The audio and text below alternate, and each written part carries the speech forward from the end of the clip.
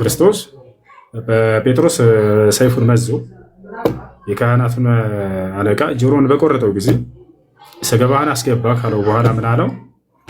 እኔ ብፈልግ አባቴን ብጠይቀው የሰማይ ሰራዊት መላእክቶችን የማይልክልኝ ይመስልሃልን አለ። ስለዚህ ያን አንዱን አምላክ ትጠይቂያለሽ፣ ያ አምላክ ደግሞ ለአንቺ መላእክቶችን ሊልክልሽ ይችላል። አንቺ ግን መላእክቶችን አይደለም የምትጠይቂው። ገብቶሻል? መላእክቶች ሁሉን ቦታ የሚቆጣጠሩና የሚያዩ የሚሰሙ አይደሉም፣ የተገደቡ ናቸው። ነገር ግን ፈጣሪ የሚደበቅበት የለም፣ ሁሉን ይሰማል። ስለዚህ እርሱን ትጠይቂያለሽ፣ እርሱ ሊያግዝልሽ ይችላል። መላእክቶችን ልኮ እርሱን እንጂ መጠየቅ ያለብን አምላክን መላእክቶችን አይደለም። አንጠይቃቸው ነው እርሱ። ያ ነው ነቢያቶች ቀጥታ ከአምላክ ጋር እንድንተሳሰርን ያስተማሩት እንጂ በፍጹም መላእክቶችን እንድንጠይቃቸው ምናምን አይደለም። አላህ ስብሐነሁ ወተዓላ ሲናገር አንድ ጊዜ ልጠይቅሽ ሳይጠፋብኝ መሐመድ መልእክታን እንዲሆን አላህ እንዴት ነው መልእክታን እንዲሆን መሐመድ ማን የነገረው? ማን ነው ስልጣኑን የሰጠው? ወይስ ከተወለደ ጀምሮ ነው ወይስ ካደገ ጀምሮ ነው? እንዴት ነው ስልጣኑ ሊሰጠው የቻለው? በምን በኩል ነው ስልጣኑ የተሰጠው? በጣም ጥሩ ጥያቄ። የነብይነት አገልግሎታቸውን የተበሰሩት በ40 ዓመታቸው ነው። ከዚያ በፊት የነብይነት ማዕረግ የላቸውም ነበር፣ ነብይ አልተደረጉም። ግን ከ40 ዓመታቸው በፊት ጀምሮስ በምን መንገድ ላይ ነበሩ ከተባለ መልአኩ ገብርኤል ገና ህፃን እያሉ ገና ጨቅላ ህፃን እያሉ ከጓደኞቻቸው ጋር እየተጫወቱ ነብዩ ሰለላሁ ዐለይሂ ወሰለም ገብርኤል መጥቶ እንክብካቤ አድርጎላቸዋል። የሰይጣን ማንኛውም ስራ በእርሳቸው ላይ እንዳይኖር አድርጎላቸዋል። ከአላህ ዘንድ ተልኮ ማስረጃ ሳያቸዋለሁ ከፈለጋችሁ። ገና ህፃን እያሉ ነቢያችን ሰለላሁ ዐለይሂ ወሰለም ገብርኤል መጥቶ ይህንን ልባቸውን ቀደደና ከውስጥ ቀልባቸውን አወጣ። ከዚያም በኋላ ያንን ከሰማይ ይዞት በመጣው የወርቅ ጥስት በምድር ላይ ለአብርሃም ልጅ ለእስማኤል ባወጣው ውሃ፣ በዚያ በተባረከ ውሃ ልባቸውን ቀልባቸውን አጠባ፣ ጸዳና መልአኩ ገብርኤል በዚያ ላይ የሚገኘውን ጥቁር የረጋ ደም እርሱን መነጨቀና ምን አለ? ሀዛ ሐዙ ሸይጣን ሚንከ ያ ሙሐመድ አለ። ሙሐመድ ሆይ ሰይጣን በአዳም ልጆች ላይ ሊኖረው የሚችለው ድርሻ እነሆ በአንተ ላይ ሊኖረው የሚችለው ድርሻ ይህ ነበር፣ እነሆ ከአንተ ተነስቷል ከዚህ በኋላ ብሎ ወረወረው። ፈአልቃሁ ይላል፣ ጣለው ይላል አውጥቶ። ስለዚህ ማንኛውም የሰይጣን ተንኮልና ሴራ ኃጢአትና ክህደትን ማስደረግ በእርሳቸው ላይ ከልጅነታቸው ጀምሮ ያን ነገር እንዳይሰሩ አላህ እንክብካቤ አድርጎላቸዋል በመልአኩ ገብርኤል በኩል። ገብቶሻል? ልክ 40 ዓመታቸው ሲሞላ ጊዜ ደግሞ የነብይነት ማዕረጋቸውን ማን የሰጣቸው ማን ያበሰራቸው ለሚለው ራሱ መልአኩ ገብርኤል፣ እርሱን ቅድም ሳሳያቸው ነበር። ገብርኤል መጥቶ ምን አላቸው? ሙሐመድ ሆይ እነሆ የአላህ መልእክተኛ ተደርገህ ተመርጠሃል ብሎ እዚህ ቦታ ላይ ቅድም ይሄን ሳሳያቸው ነበር። አላህ ማን ነው እንዲህ አለ ይላል፣ ሙሐመድ ሆይ እኔ ገብርኤል ነኝ አንተም የአላህ መልእክተኛ ነህ ብሏቸዋል። እኔ ገብርኤል ነኝ አንተም የአላህ መልእክተኛ ነህ ብሎ አብስራቸዋል ማለት ነው። እርሱ ነው አብሳሪው መልአክ ነብይነታቸውን መጥቶ ያበሰራቸው።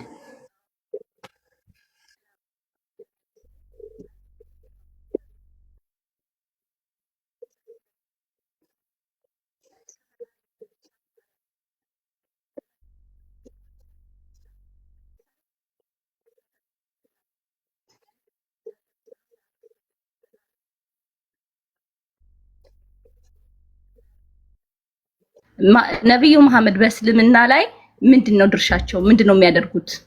እናንተ ነብዩ መሐመድን እያመለኳቸው ታመልኩታላችሁ? ይቅርታ ምን ልል ነው ያኔ ላከብር ፈልጌ ነበር፣ ግን ታመልካላችሁ?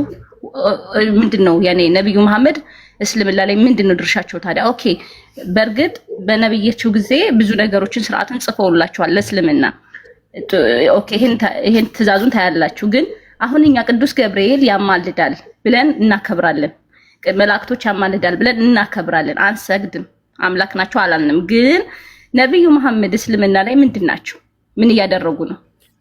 ከቅዱስ ገብርኤል በላይ አድርጋችሁ ነው የያዛችሁትና ለመጀመሪያ ጊዜ ቅዱስ ገብርኤል ነው ከፈጣሪ ቅርብ የሆነው ለእሳቸውም ለፍጡራን ሁሉ መልእክት ይዞ የመጣ። ግን እሳቸው በእናንተ በእስልምና ላይ በቁርአን ላይ የነብዩ መሐመድ እንትን ክብራቸው ምንድነው? ማለት ክብራቸው ይሁን ያኔ ምንድነው ስራቸው ለማለት ነው። ይቅርታ አም ሶሪ። እሺ ነብዩ መሐመድ ሰለላሁ ዐለይሂ ወሰለም በእኛና በአላህ መካከል ሆነው እውነተኛውን መንገድ ያስተማሩ የሆኑ ነብይ ናቸው። አሁን ላይ በእኛና በአላህ መካከል የሚያደርጉን ነገር አለ ወይ ከተባለ ላ አሁን ላይ ቀጥታ እኛ አምላካችን አላህ ሱብሓነሁ ወተዓላ ነው የምንጠራው። በዘመናቸው በነበሩ ጊዜ ግን ሰዎች ሲቸገሩ መጥተው ሲታመሙ መጥተው ወደ እርሳቸው ችግራቸውን ያቀርቡላቸው ነበር፣ መፍትሄንም ያገኙ ነበር። ያ ማለት ይጸልዩላቸዋል። ነብዩ ሰለላሁ ዐለይሂ ወሰለም ችግር ካለባቸው ያንን ችግራቸው ይፈታላቸው ነበር። ህመም ካለባቸው ህመማቸውን ይፈወሱ ነበር። ያ ነቢያችን ሰለላሁ ዐለይሂ ወሰለም በህይወት እያሉ አይናቸውን የታመሙ ሰዎች ይመጣሉ። መፈወስ እንፈልጋለን፣ አይናችንን ማየት እንዲበራልን እንፈልጋለን ይላሉ። ወዲያው ነብዩ ሰለላሁ ዐለይሂ ወሰለም ያንን እንዲፈወሱ ያደርጉላቸው ነበር። ቦታቸዋል። በርካታ ማየት የተሳናቸውን ሰዎች ነብዩ ሰለላሁ ዐለይሂ ወሰለም አይናቸውን ፈውሰውላቸዋል። አሁን ላይ ግን ነቢያችን ሰለላሁ ዐለይሂ ወሰለምን ሄደን መጠየቅ እንችላለን ወይ? አንችልም። ሳንሄድም እዚሁ ባለንበት እርሳቸውን መጠየቅ እንችላለን? ከአላህ ጋር እንዳው የሚያደርጉልን ነገር አለ ወይ? የለም። ነገር ግን ምን ብለው አስተምረውናል? በቀጥታ አምላካችሁን አላህን ታናግሩት እርሱ ይሰማቸዋል ብለው አናግረውናል። አሁን እኛ ግንኙነታችን ትስስራችን በቀጥታ ከአምላክ ጋር እንጂ ማንም ነቢይና መላእክን አናናግርም። ገብቷቸዋል አይደል? በቀጥታ አምላክን ነው የምናናግረው። አምላክ አላህን በቁርአን ላይ ሲናገር ይላል ወኢዛ ሰአለከ ዒባዲ ዐኒ ፈኢኒ ቀሪብ ይላል። ሙሐመድ ሆይ ባሪያዬ ስለኔ ከጠየቀህ እኔ ለእርሱ ቅርብ መሆኔን ንገረው ይላል። አይሻርል ኡጂቡ ዳዕወተ ዳዒ ኢዛ ደዓን አለ። የተጣሪን ጥሪ እሰማለሁ፣ እቀበላቸዋለሁ፣ አደርግላቸዋለሁ በሚጠሩኝ ጊዜ አለ። ስለዚህ በእኛና በአምላካችን መካከል ማንም አይነት መልአክም ሆነ ሰውም አያስፈልግም። በቀጥታ እርሱን እንጠይቀዋለን። ገብቶሻል? ያ እና ስለዚህ የነቢያችን ሰለላሁ ዐለይሂ ወሰለም አገልግሎታቸው በህይወታቸው እያሉ ከአምላክ ቃልን እየተቀበሉ ለእኛ ማድረስና ማስተማር ያ ነበር። እንዲሁም በዘመናቸው በህይወት እስካሉ ድረስ የታመሙ ሰዎችና የተቸገሩ ሰዎች መጥተው ችግራቸው ሲያቀርቡላቸው መፍትሄን ያገኙ ነበር። እንዳልኳቸው ማየት የተሳኑ ሰዎች መጥተው አይናችንን እንዲበራልን እንፈልጋለን ሲሉ ወዲያው አይናቸው እንዲበራላቸው ያደርጉላቸው ነበር። ይህ አምላክ አላህ በሰጣቸው ተአምር ማለት ነው። ልክ እንዲሁ የተቸገሩ ሰዎች ችግራቸው ይፈታ ነበር ወደ ነብዩ ሰለላሁ ዐለይሂ ወሰለም ዘንድ በመምጣት። ለምሳሌ አንድ ለናሙናነት ያክል ልጥቀስላችሁ። በነቢያችን ሰለላሁ ዐለይሂ ወሰለም ጊዜ ኃይለኛ ድርቅ ዝናብ እጦት ይገባል፣ እንስሳቶች እስኪሞቱ ድረስ መንገድ ሁሉ እንዳለ በቃ በእንትን እስኪደርቅ ድረስ እንስሳቶች የሚበሉት አጥተው ሰዎችም እስኪቸገሩ ድረስ ከዕለታት አንድ ቀን ጁምዓ ቀን ኹጥባ እያደረጉ እያለ መስጂድ ውስጥ አንድ ሰው ከገጠር መጣና በራቸው ቆሞ መስጂዱ በር ቆመና ያ ረሱላላህ ሀለከቲል አምዋል አላቸው። ወንቀጠዐት ስቡል እድዑላህ አን ዩጊሰና አላቸው። አንቱ የአላህ መልእክተኛ ሆይ ገንዘባችን አለቀ፣ እንስሳቶቻችንም ሞቱብን፣ አዝመራዎቻችንም ደረቁብን፣ እባክዎትን አላህ ዝናብን ይለግሰን ዘንድ ይለምኑልን አላቸው። ወዲያው ነቢያችን ሰለላሁ ዐለይሂ ወሰለም እጃቸውን አነሱና አምላክ አላህ ሱብሓነሁ ወተዓላ ተማጸኑት። አምላካችን አላህ ሆይ ለእነዚህ ሰዎች ዝናብን ለግሳቸው ብለው ለመኑ። የዓይን እማኝ ምስክሮች ሰሓቦች ሲናገሩ እዛው የነበሩ ወዲያው ይሄን እያደረጉ እያሉ ነቢ ሰለላሁ ዐለይሂ ወሰለም ዳመና መሰብሰብ ጀመረ። ወዲያው እርሳቸው እያደረጉበት ካለው ዱዓቸውን ጸሎታቸውን ሳይጨርሱ ዝናብ መውረድ ጀመራሉ። ለሳምንት ያክል የማያቋርጥ የሆነ ዝናብ ጣለ። በቀጣይ ሳምንት ጁምዓ ቀን እያሰገዱ እያለ ያው ሰውዬ መጣና ወደ መስጂድ ገባ። አንቱ የአላህ መልእክተኛ ሆይ እባክዎትን ይህን ዝናብ አላህ እንዲያቋርጥልን አሁን ደግሞ ይለምኑልን፣ ይበቃናል፣ ሳምንት ሁሉ ጣለ ከዚያ በኋላ አላቸው። ወዲያው ነቢያችን ሰለላሁ ዐለይሂ ወሰለም ይህን ዝናብ አቋርጠው ብለው አይደለም የጸለዩት። ተመልከቱ። አላሁመ ሐው ዐለይና ወላ ዐለይና አሉ። አምላካችን አላህ ሆይ ይህን ዝናብ ከእኛ አካባቢ ከእኛ ውጭ ላሉ ሰዎች ላድርገው ለግሳቸው፣ እኛን ደግሞ እዚህ ያሉትን ይበቃል ብለው ተጸለዩ።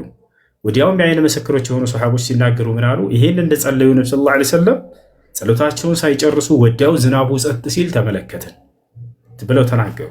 እና ችግራቸው ይፈታ ነበር ወደ እርሳቸው በመምጣት ችግራቸውን በማቅረብ። አሁን ላይ ግን ነብዩ ሰለላሁ ዐለይሂ ወሰለምን መጠየቅ እንችላለን ወይ? ላ አንችልም። ሄደን ቀብራቸው ላይ መማፀን እንችላለን ወይ? ላ አንችልም። ነቢያችን ሰለላሁ ዐለይሂ ወሰለም ከአምላካችሁ ጋር ብቻ ነው ትስስራችሁ ብለው አስተምረውን ሄደዋል።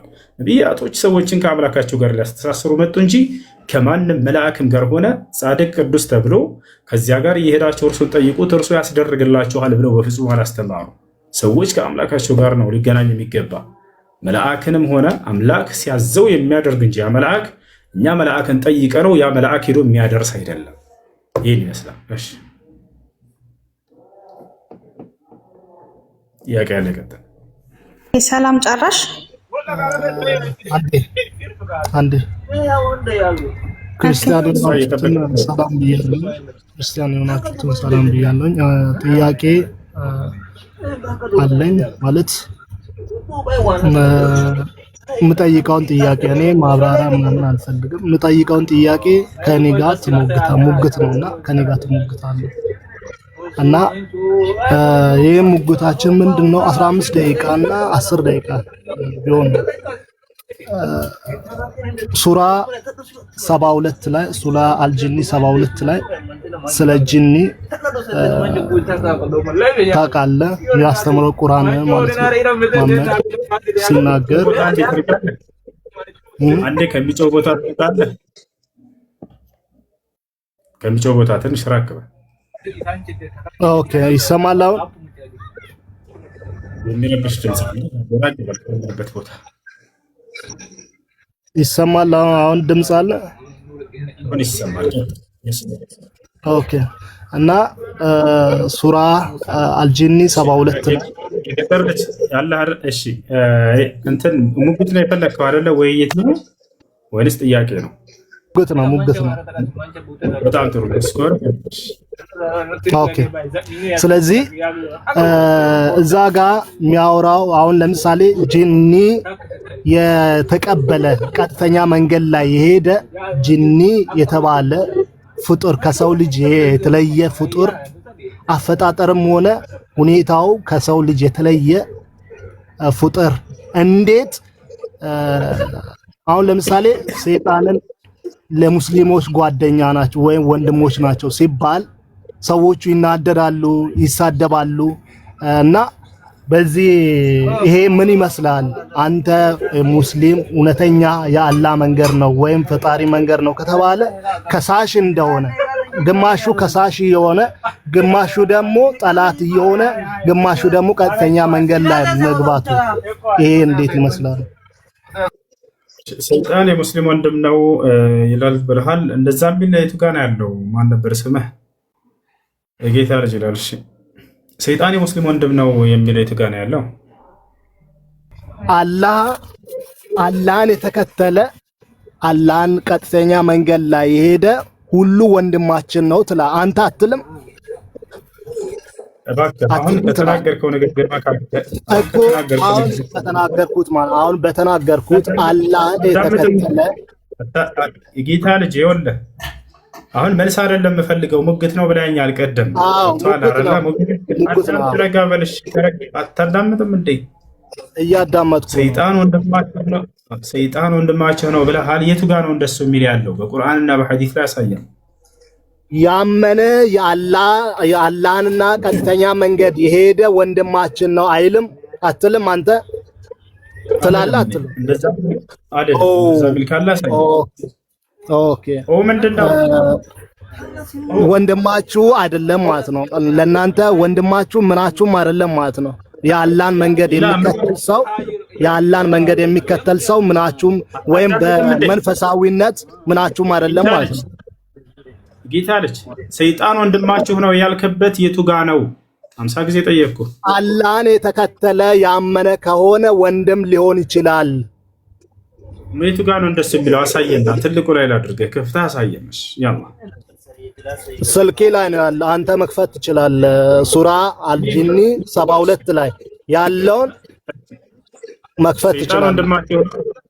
ወንድማችን ነው ሳይሆን አላህና ቀጥተኛ መንገድ ላይ ገባን ያላን ቃልን ሰማን ብሎ የሚናገረውን መክፈትና ማየት ትችላለህ። ስለዚህ አላህን የሚሰማና ቃሉን የሚሰማ ወንድም ነው ብለህ አንተም ሆነ ሌላ ሙስሊም ሌላ ኡስታዝ ይሰብካልና ያስተምራል። አይሽ እንዴ ትልቁ ላይ ልጆች አዳምጥ እንጂ በሰማነህ እኮ የጌታ ልጅ ወንድ ልጅ ነህ አይደለ? ሰከንድ ተናገርክ፣ ሰማነህ። 50 ጊዜ ደጋገምከው። ማስረጃው ጠብያለሁኝ። አሁን ሰይጣን ወንድማችሁ እንደሆነ ታምናላችሁ ብለሃል። የቱ ጋ ነው ያለው ሰይጣን ወንድማችን ነው የሚለው? ምዕራፍና ቁጥሩን ንገረንና እኔ አሁን አውጥቼ ላሳየህ። እሺ አላህን የተቀበለ እኔ ለምሳሌ ፕሮቴስታንት ከአንድ ሰው ጌታዬን ኢየሱስ ክርስቶስን ያመነ ሰው በመንፈስ ቅዱስ በአንድ መንፈስ አንድ ናችሁ ይላል የእግዚአብሔር ቃል ማለት ነው። ስለዚህ ምዕመናን አላህን የተቀበልና ቀጥተኛ መንገድ ላይ ሄደ ለአንተ ወንድም አይደለም? ሰይጣን ያምን ሲጀመር ከሃዲ ነው ሰይጣን። ይኸውልህ ጌታ ልጅ ሰይጣን ከሃዲ ነው። ሰይጣን ኦኬ፣ ሰይጣን አላህን የተቀበለ ሰይጣን የለም ቀጥተኛ መንገድ ላይ ገባ። ካለስ ማለት ነው ጂኒ ማለት ነው። ካለስ ሰይጣን ኖ ሰይጣን ብሎ አላህን የተቀበለ ቀጥተኛ መንገድ ላይ የገባ ሰይጣን የለም። ከሰይጣኖች የለም። ኦኬ ስሙ አንዴ እሺ አውጣ ሱራ 48 ላይ ሱራ 48 አንብብ። ሱራ 48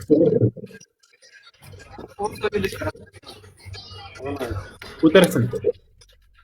ቁጥር አንብበው እሱ ጋር ማለትም ቁጥር 8 ከ8 እና 9ን አንብበው።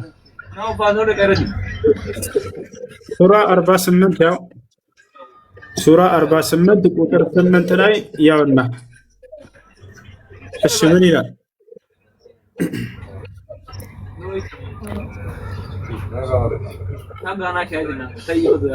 አንዴ እንትን ስልኬ ላይ ነውና ስልኬ ከወጣው እንትን ቁጥር አይ ቲንክ ቁጥር ስህተት አለ፣ ግን 48 ላይ ሱራ 48 ቁጥር ስልኬ ላይ ነው ያለውና ከወጣው ትንሽ ይወጣልና የለም 48 ላይ ቁጥር ተሳስቻለሁ። አይ ቲንክ ከወጣው ያወጣል። ለማውጣት ከወጣው ያወጣኛል።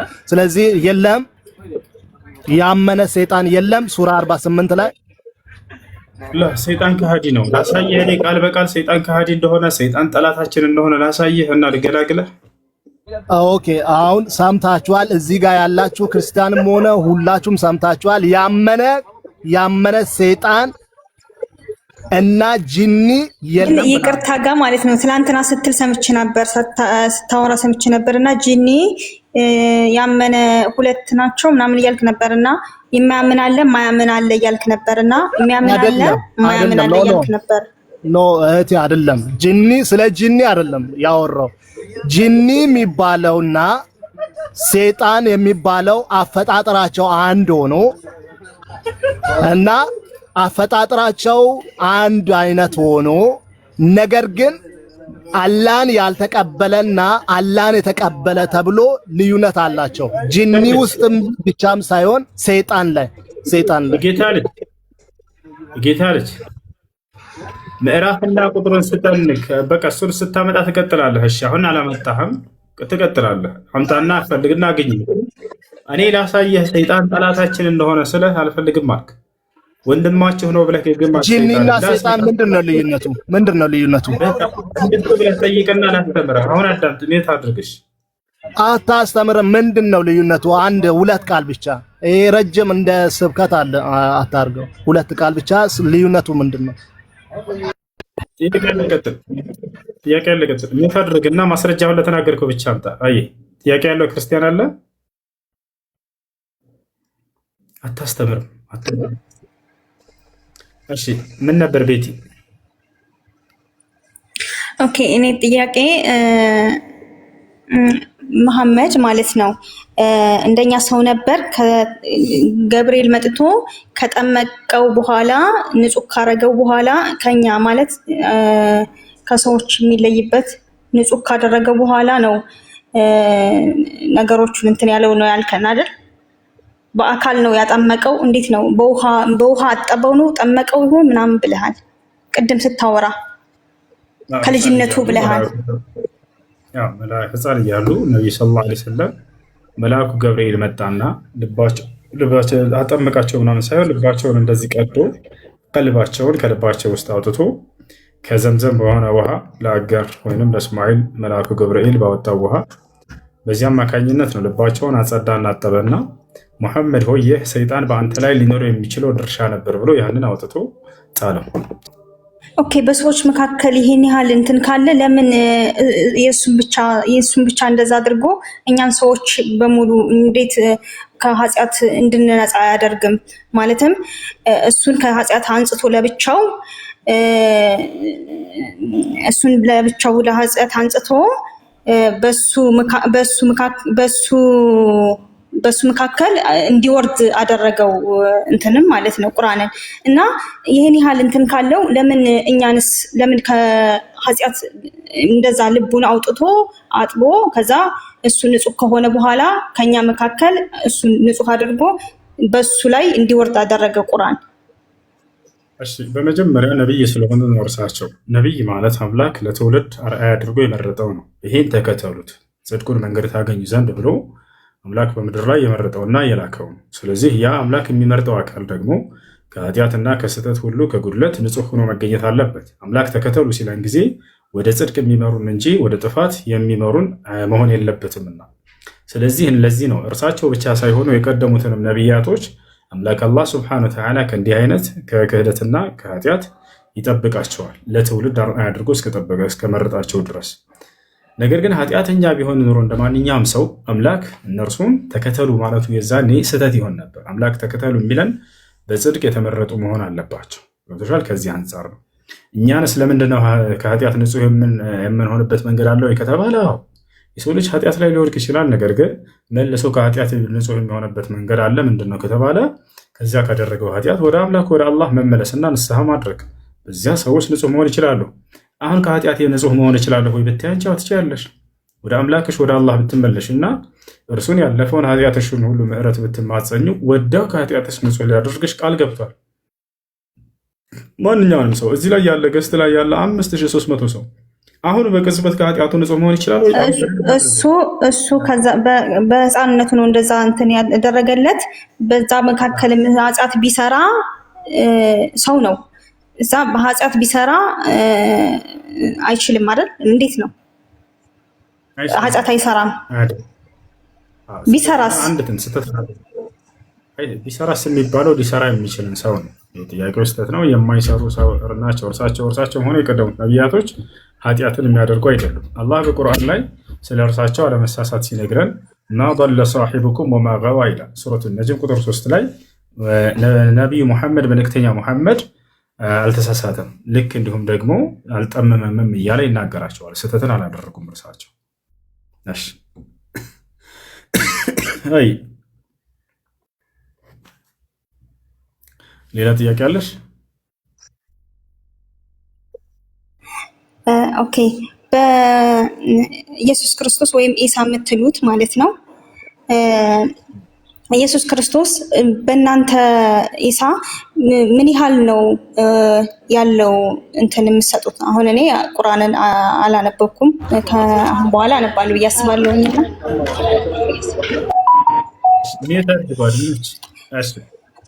እና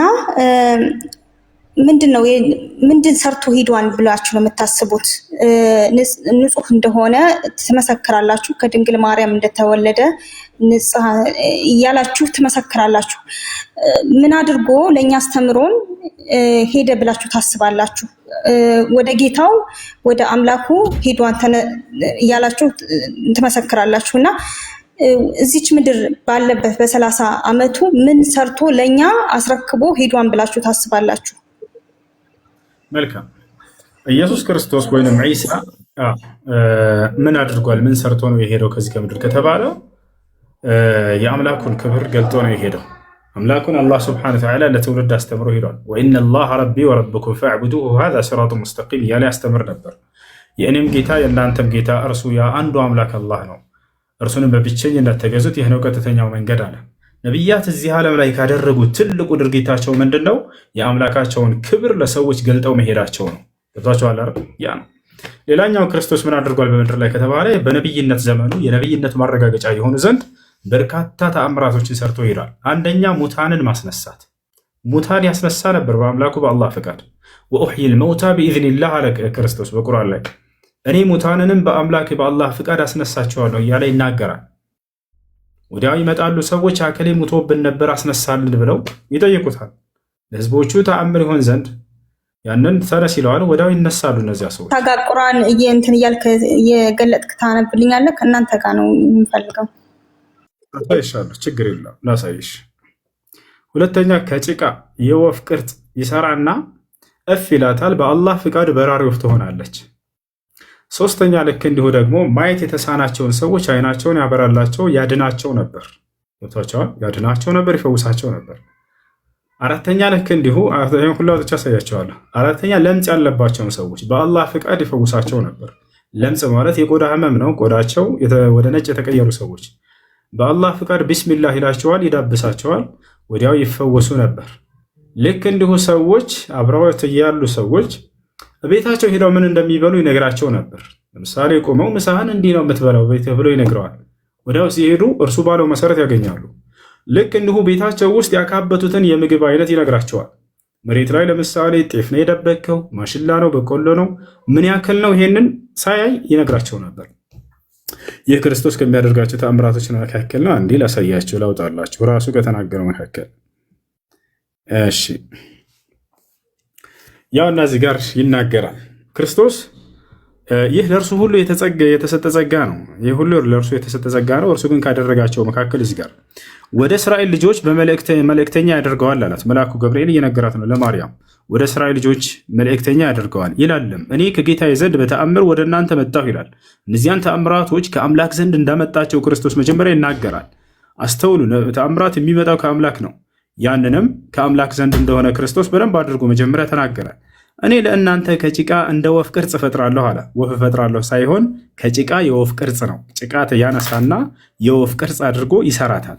ከዚያስ በኋላ በእርሱም እተነፍስበታለሁ ይላል፣ እፍ ይልባታል። ከዚያስ በአላህ ፈቃድ ወፍት ይሆናል አለ። ወፍ የማድረጉ ስራ የማን ስራ ነው?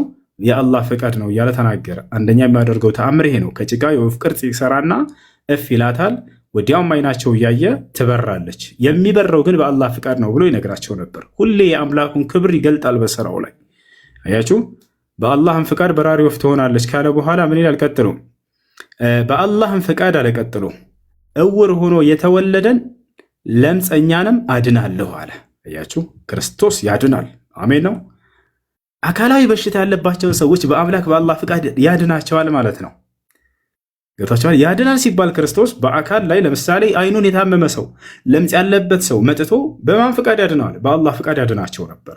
ያ ማለት ለምጻቸውን ይፈውሳቸዋል። አይናቸውን ማየት የተሳናቸውን ሰዎች ይፈውሳቸዋል።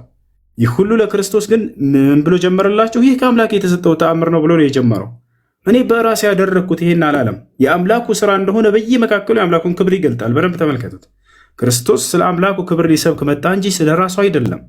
ያችሁ እያንዳንዱን ተአምር ሲያደርግ በአላህ ፍቃድ ይላቸዋል። እንቀጥል። ካደረገው ተአምር ለምጸኛንም አድናለሁ ካለ በኋላ ሙታንንም አስነሳለሁ አለ። ሙታንንም አስነሳለሁ። ሌላስ? የምትበሉትንና በቤታችሁ የምታደልቡትንም ሁሉ እነግራችኋለሁ አለ። ቅድም እንደነገርኩሽ እነዚያን ተአምራቶች ሁሉ ካደረገ በኋላ ግን ምን ይላል? የምታምኑ እንደሆናችሁ ለእናንተ በዚህ ውስጥ በእርግጥ ተአምር አለበት አለ። ያችሁ ተአምር ነው አለ። ተአምር ማለት አምላክ አንድን ነቢይ ሲያስነሳ ጊዜ በህዝቦቹ መካከል እውነተኛነቱ ይረጋገጥለት ዘንድ ለዚያ ለነቢይ የሚሰጠው ማገዣ የሆነ ድንቅ ስራ ነው ተአምር ማለት። ከዚያ በኋላ ክርስቶስ ምን አለ? ከተውራትም አለ እንግዲህ አዲስ ነቢይ እንዳልሆነ ከእርሱ በፊት የነበረውን የሙሴንና ህጉን የሚያጸድቅ ያንን የሚቀበል እንደሆነ የሚያረጋግጥ እንደሆነ ሊነግራቸው ነው።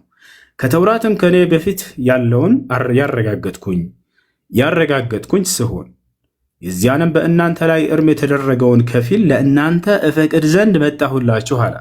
ያችሁ በእነርሱ ላይ እርም ከተደረጉ መካከል ከፈቀደላቸው ምንድነው ከተባለ የሰንበትን ቀን መሻር።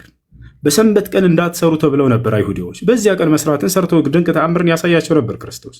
እሽርላችሁ ዘንድ ያንን እፈቅድ ዘንድ መጣሁ አለ። ተመልከቱ፣ አሁን አስተውሉ። ከጌታችሁም በሆነ ተአምር መጣኋችሁ አለ። ከማን ነው ተአምሩ? ከጌታችሁ ነው፣ ከኔ አይደለም። ያው ከዚያ እስከ ህዝቡ ታዲያ ምንድን ነው የፈለገው ከተአምሩ በስተጀርባ? አሁን ዋናው ነገር ተአምርን ሰርቶ ለሰዎች አስደንቆ መሄዱ ሳይሆን ከበስተጀርባው የሚፈልገው ዓላማ አለ። እርሱ ምንድን ነው? አላህንም ፍሩ ታዘዙኝም አለ። በቃ የክርስቶስ ዓላማ ተአምሩን ከሰራ ካሳየ በኋላ አሁን ትእዛዝ የሚያዘውን ትእዛዝ መፈጸም ነው። ብትወዱኝስ ትእዛዜን ትፈጽማላችሁ ብሏል አይደለ? ታዲያ ትእዛዙ ምንድን ነው? ቀጣዩ ላይ ዋናው ዓላማ የተአምሩ ሁሉ ይሄ ነው። በቃ ቁጥር 51 ላይ ያለው ምን አላቸው? አላህ ጌታዬና ጌታችሁ ነው፣ ስለዚህ ተገዙት፣ ይህ ቀጥተኛው መንገድ ነው አላቸው ይላል። የክርስቶስ ውዴታ የሚገለጸው እዚህ ላይ ነው። በቃ አንድን አካል ከወደዳችሁት ታዘዙት። የውዴታው መገለጫ ያን አካል የምትወዱትን ሰው መታዘዝ ነው። ክርስቶስም አላህን ፍሩና ታዘዙኝ ካለ በኋላ ምንድን ነው ያዘዘው? እኔ አምላካችሁን አምልኩኝ? ላ አይደለም። አላህ የኔም የእናንተም አምላክ ነውና እርሱን ተገዙት። ይህ ነው ቀጥተኛው መንገድ አላቸው። አየሽ፣ ይህን ይመስላል። ስለዚህ ክርስቶስ የአምላክን ክብር ሊገልጥ የመጣ አንድ የአላህ መልእክተኛ ነበር። እጅግ በጣም ድንቅ ተአምራቶችን አሳይቶ ሄዷል በምድር ላይ። እነዚያ ተአምራቶችም ከአምላክ የተሰጠው እንደሆነ ተናግሯል። ገብቶሻል? እና የአምላኩን ክብር አስተምሮ ሄደ እንጂ እኔን አምልኩኝ ብሎ ሊያስተምር አልመጣም በፍጹም። ይልቁንስ የኔንም የእናንተንም ጌታ የሆነውን እርሱን አላህን ተገዙት፣ ይህ ነው ቀጥተኛው መንገድ እያለ ሰብኮ ነው የሄደው። ኦኬ፣ ይህ ሁሉ ታምር አድርጎ እናንተ ምን ያህል ነው የምታከብሩ ክብር የምትሰጡት ለኢሳ? እና ኢሳ ሙቷን ብላችሁ ታስባላችሁ? ከሞተስ እንዴት ነው እንትን የምትሉት? እና እንዴት ነው ሙቷን ብላችሁ ታምናላችሁ?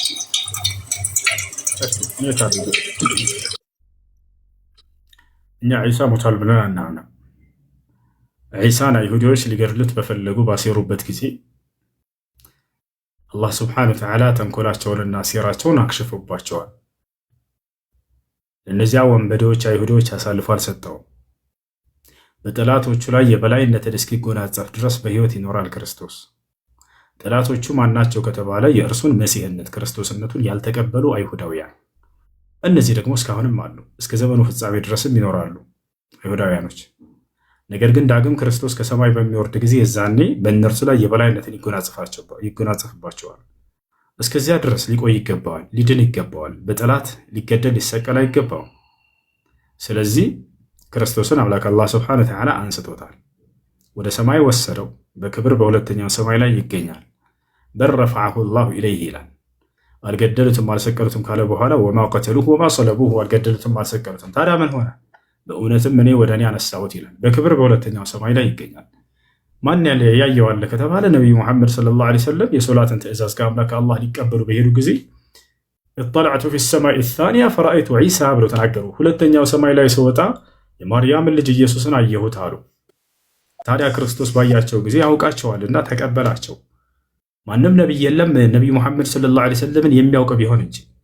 በምን ያክል ደረጃ ከተባለ አንተ ልጅህን እንደምታውቀው አላህ ይህን ማስረጃ በቁርአን ላይ ሲናገር አለዚነ አተይናሁሙል ኪታበ ያዕሪፉነሁ ከማ ያዕሪፉነ አብናአሁም አለ። ሙሐመድ ሆይ እነዚያ ከአንተ በፊት መለኮታዊ መጽሐፍትን የሰጠኋቸው ነቢያቶች ሁሉ ልክ አንድ ሰው ልጁን የሚያውቀውን ያክል አንተን ያውቀሃል አለ። አያችሁ። እዚህም ነው ወደ ሰማይ በሄዱ ጊዜ ነቢ ሰለላሁ ዐለይሂ ወሰለም ነቢያቶች ሰማይ ላይ ነቢዩላህ ዒሳ ማን ነው ይሄ ብሎ አልጠየቀም። እርሳቸውን ያውቃቸዋልና ገና እንዳያቸው መርሐበን ቢልአኽ ሳሊሕ ወነቢይ ሳሊሕ አላቸው። መልካሙ ወንድሜ መልካሙ ነቢይ እንኳን ወደ ሰማይ ዓለም መጣህ ብሎ አቀባበል አደረገላቸው። ወደ ዓሊ አልተሳደደም፣ አላሳደዱትም፣ አልመቱትም፣ ምንም አላደረጉትም። ጫፉን አለኩት። ኦኬ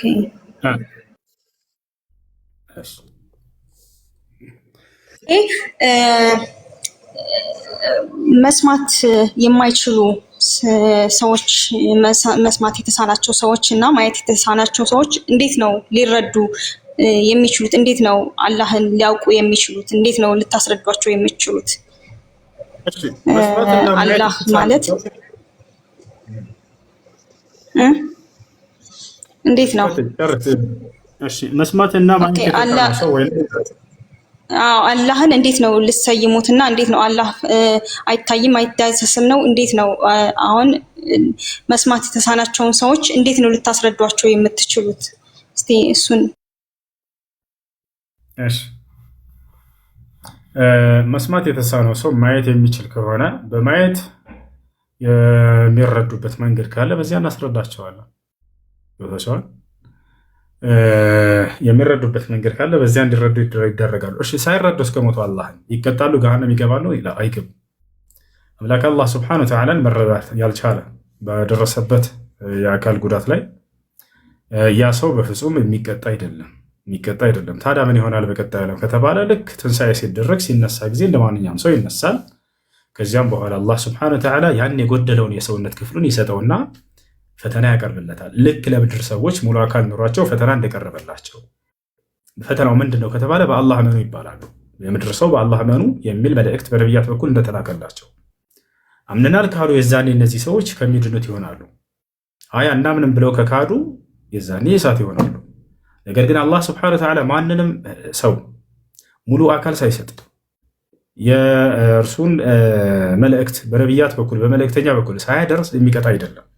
አላህ ፍትሐዊ የሆነ አምላክ ነውና በቁርአን ላይ ሲናገር ሱረቱል ኢስራእ 2ኛው ገጽ ላይ ወማ ኩና ሙዐዚቢነ ሐታ ነብዐሰ ረሱላ ይላል። እኔ መልእክተኛ ሳልክ የምቀጣ አይደለሁም ይላል። መልእክተኛ ልኮ ደርሶት ያ ሰው አልቀበልም አሻፈረኝ ካልሆነ በስተቀር ያንን ሰው የሚቀጣ አይደለም አምላክ አላህ ሱብሓነሁ ወተዓላ። ይህን ይመስላል።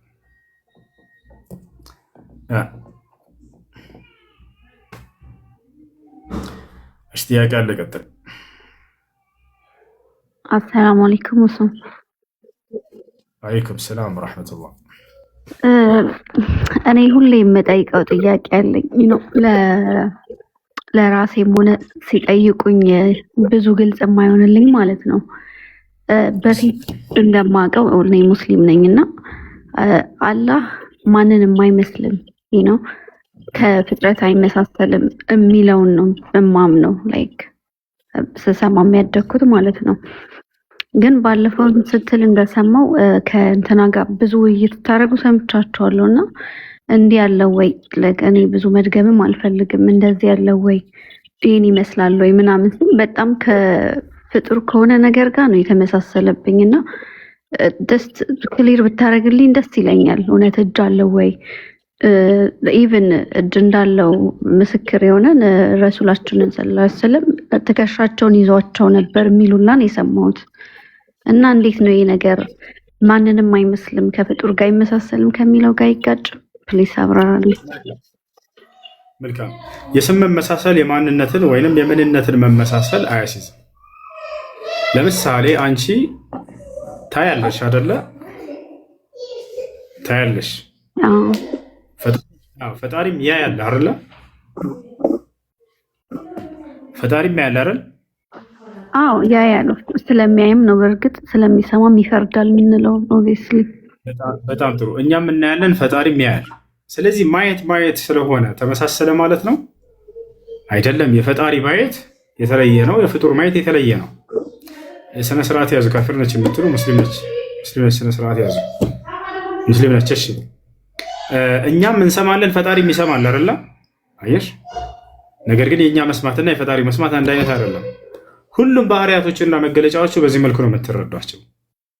አላህ ሱብሓነሁ ወተዓላ የሚገለጽበት ባህሪ ከፍጥረታት ባህሪ ጋር የስም መመሳሰል ቢኖርም የምንነት መመሳሰል ጋር ግን በፍጹም የሚገናኝ ነገር አይደለም። የእርሱ ያልተገደበ የሆነ ማየት ነው፣ የእኛ ግን የተገደበ የሆነ ማየት ነው። የእርሱ ያልተገደበ የሆነ መስማት ነው፣ የእኛ ግን የተገደበ የሆነ መስማት ነው።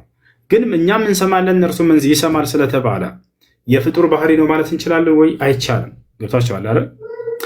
ያ እና ስለዚህ አምላክ አላህ ሱብሓነሁ ወተዓላ ያያል ሲባል ጊዜ ምንም ነገር ሳይገድበው ነው የሚያየው። የእኛስ የተገደበ ነው ማለት ከዚህ ከግድግዳ በስተጀርባ ከፊቴ ካለ በስተጀርባ ማን ይሄድ ማን ይቀመጥ ማን አለ ማን እያወራ ነው ምንም የማየው ነገር የለም። የግዴታ መዞር ያስፈልገኛል። ፈጣሪ አላህ ሱብሓነሁ ወተዓላ ባለበት ሆኖ ሁሉን ነገር ያያል፣ የሚሰወርበት ነገር የለም። ሁሉን ነገር ይሰማል፣ የሚሰወርበት ነገር የለም። አላህ ባህሪውን በቁርአን ላይ ሲናገር ሰዋኡን ሚንኩም መን አሰረ አልቀውለ ወመን ጀሀረ ቢህ ወመን ሁወ ሙስተኽፊን ቢለይሊ ወሳሪቡን ቢነሃር ይላል ሱረቱ ራዕድ 2ኛው ገጽ ላይ። ከእናንተ ንግግሩን በገሃድ ጩሁ የተናገረ ወይንም በሚስጥር በድብቅ የተናገረ ለእኔ እኩል ነው። ከእናንተ ስራውን በቀን በፀሐይ ጠራራ የሰራና በድቅድቅ ጨለማ የሰራ ለእኔ እኩል ነው፣ ምንም የምትደበቁብኝ ነገር የለም እያለ ይናገራል። እኛ እስከተባለ በጨለማ ላይ ማየት እንችላለን ወይ? አንችልም። የግዴታ እጄ ባትሪ ፈልጌ መብራት አምጣልኝ። ፈጣሪ ግን ያ እይታ የሚገደብ ነገር አይደለም። ገብታችኋል አይደል? ስለዚህ ማንኛውንም ስለ እርሱ የተነገሩ ነገራቶች ሁሉ የስም መመሳሰል እንጂ የመገለጫ ወይንም ደግሞ የምንነት መመሳሰል አይደለም። ሁላችን ማለት ነው። ልክ ነህ ሁቱ። እኔ አሁን እንደዚህ በደንብ ነው አንደርስታንድ የማደርገው። ማየት መስማት ምናምን ኦፍኮርስ በዛ አይነት እይታ እንደሆን ይገባኛል። ግን እጅ ግራና ቀኝ እጅ አለው ሲባል ትንሽ ለየት አለብኝ እና ደግሞ የሆነ ነገርም ተብሏል which is እንደዛ ማለት ደግሞ ኦሬዲ ግራና ቀኝ እጅ አለው ማለት ነው። እደግማለሁ። አላህ ሱብሓነሁ ወተዓላ ግራና ቀኝ እጅ አለ ተብሎ ተገልጿል። በዚሁ አጋጣሚ ሁለቱም ቀኞች እጆች ናቸው፣ ሁለቱም ናቸው ቀኝ ናቸው እንጂ ግራ የለውም የሚል ሀሳብ ሰምቻለሁ።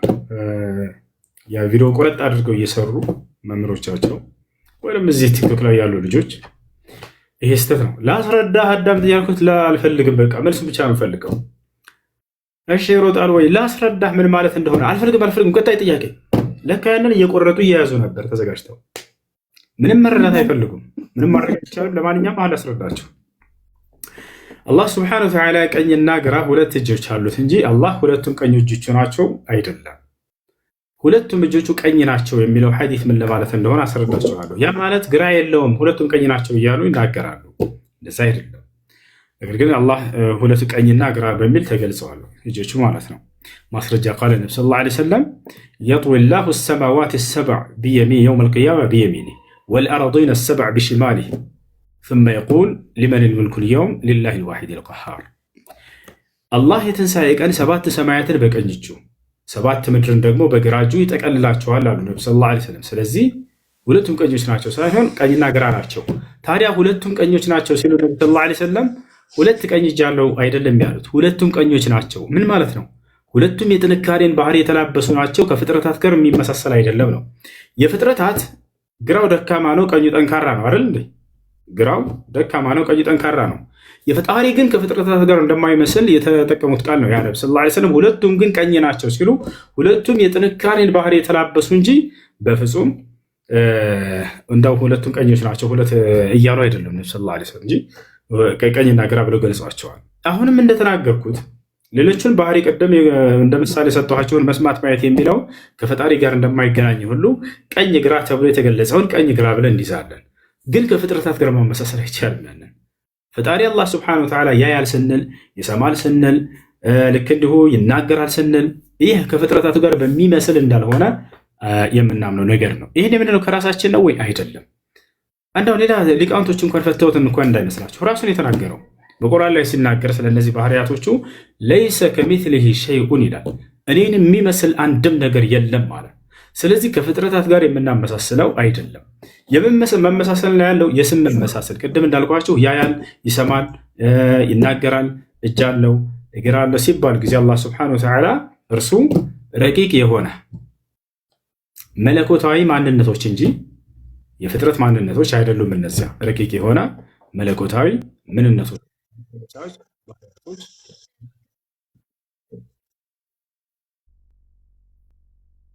የትኛው